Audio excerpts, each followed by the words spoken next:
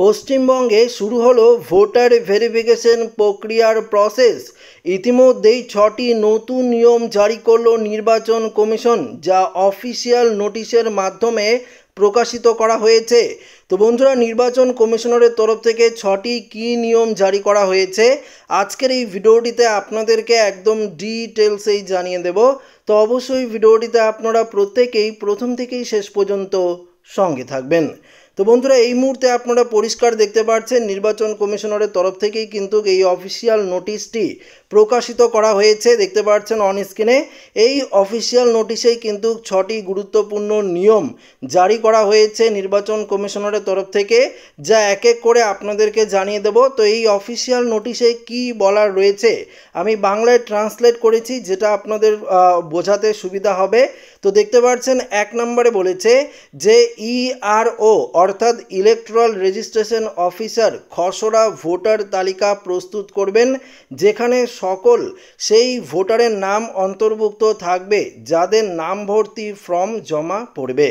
অর্থাৎ আপনাদের বাড়িতে যখন বিএলও অফিসাররা গিয়ে এনুমারেশন ফর্ম দেবে, সেই এনুমারেশন ফর্মটি ফিল আপ করে প্রয়োজনীয় নথিপত্র নিয়ে যখন আপনারা জমা করবেন, সেই ফর্মে পরিষ্কারভাবে কিন্তু লিখিত থাকবে যে আপনারা কি বৈধ নাগরিকত্ব কিনা। যদি বৈধ নাগরিকত্ব থাকেন তাহলে অবশ্যই যে খসড়া তালিকা প্রকাশিত করা হবে অর্থাৎ ইলেকটোরাল রেজিস্ট্রেশন অফিসারের তরফ থেকে, সেই লিস্টে কিন্তু আপনার নাম থাকবে। পাশাপাশি কি বলেছে, এই ফর্মের ওপর সিদ্ধান্ত নেওয়া হবে খসড়া প্রকাশের পর দাবি ও আপত্তির সময়কাল।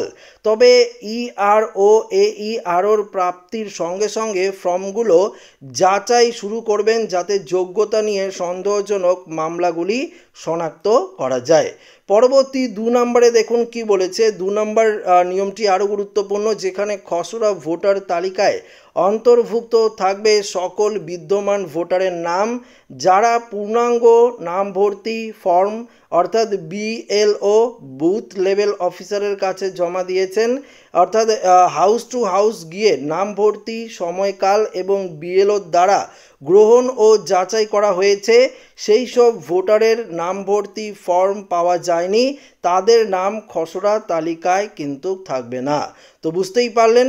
পাশাপাশি 3 নম্বরে দেখুন কি বলেছে। 3 নম্বর নিয়মটি আরও গুরুত্বপূর্ণ, কোনো ভোটার নির্দিষ্ট সময়ের মধ্যে নাম ভর্তি ফর্ম জমা দিতে ব্যর্থ হলে তারা ফর্ম নাম্বার 6 এবং ঘোষণাপত্র এনেক্সার ডি দাখিল করতে পারবেন দাবি ও আপত্তির সময়কাল, যাতে তাদের নাম অন্তর্ভুক্ত করা যায়। তো বুঝতেই পারলেন যে নির্দিষ্ট সময়ের মধ্যে যদি আপনারা সেই ফর্মটি বিএলও অফিসারকে জমা দিতে না পারেন তাহলে আপনাদের ফর্ম নাম্বার 6 যেটা সেটা কিন্তু ফিল আপ করতে হবে। পাশাপাশি একটি ঘোষণাপত্র অ্যানেক্সার ডি সেটা কিন্তু দাখিল করতে হবে আপনাদেরকে।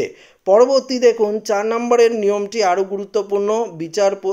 বিচার বিভাগের সদস্য, জনপ্রতিনিধি, ঘোষিত পদাধিকারী এবং শিল্পী, সংস্কৃতি, সাংবাদিকতা, ক্রীড়া ও জনসভা ইত্যাদি ক্ষেত্রে বিশিষ্ট ব্যক্তিদের নাম যারা আগে থেকেই ভোটার ডাটাবেসে চিহ্নিত আছেন, তাদের নামও খসড়া ভোটার তালিকায় অন্তর্ভুক্ত করতে হবে, যাতে দাবি ও আপত্তির সময়কাল প্রয়োজনীয় নথি সংগ্রহ করা যায়।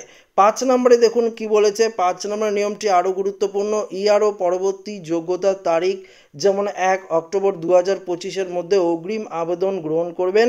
খসড়া প্রকাশের বিজ্ঞপ্তি ফর্ম নাম্বার 5 দেখুন এখানে উল্লেখ্য সময় রয়েছে। এটা কিন্তু বিহারের ক্ষেত্রে, এই যে আমি আপনাদেরকে পয়েন্টটা বললাম, এটা কিন্তু বিহারের ক্ষেত্রে প্রযোজ্য করা হয়েছে।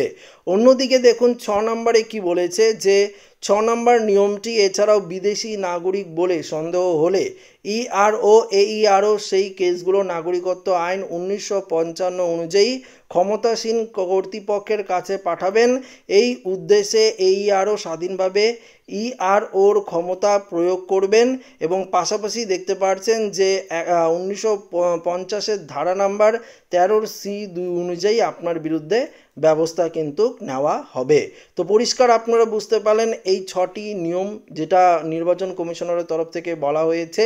পাশাপাশি আপনাদেরকে জানিয়ে দিই, যখন বিএলও অফিসাররা আপনাদের বাড়িতে যাবে আপনাদেরকে যে এনমারেশন ফর্মটি দেবে সেই ফর্মটি আপনারা ভালো করে ফিল আপ করে প্রয়োজনীয় ডকুমেন্টস দিয়ে আপনারা কিন্তু যদি জমা করেন, সময়ের সঙ্গে সঙ্গে যদি জমা করে দেন, তাহলে কিন্তু অবশ্যই আপনার ভোটার যে তালিকা সেটা কিন্তু নাম উঠবে, আপনার নাম কিন্তু বাতিল হবে না।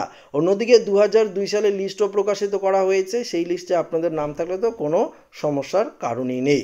অন্যদিকে ভোটার তালিকার বিশেষ সংশোধন প্রক্রিয়া বা স্পেশাল ইন্টেন্সিভ রিভিশন এসআইআর নিয়ে কেন্দ্রীয় সরকারের বিরুদ্ধে গুরুতর অভিযোগ এনেছেন তৃণমূল রাজ্যসভার সাংসদ সাকেত গোখলে।